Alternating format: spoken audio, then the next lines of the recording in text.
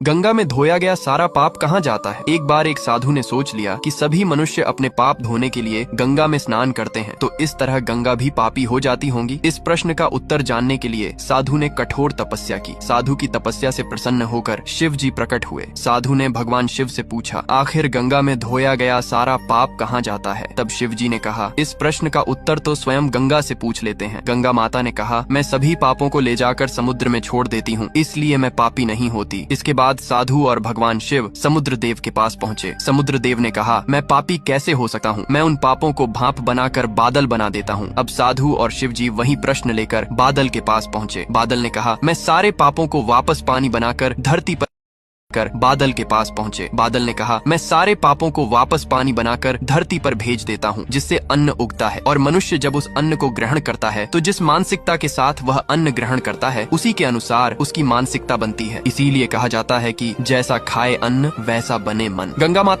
गंगा में धोया गया सारा पाप कहाँ जाता है। एक बार एक साधु ने सोच लिया कि सभी मनुष्य अपने पाप धोने के लिए गंगा में स्नान करते हैं, तो इस तरह गंगा भी पापी हो जाती होंगी। इस प्रश्न का उत्तर जानने के लिए साधु ने कठोर तपस्या की। साधु की तपस्या से प्रसन्न होकर शिव जी प्रकट हुए। साधु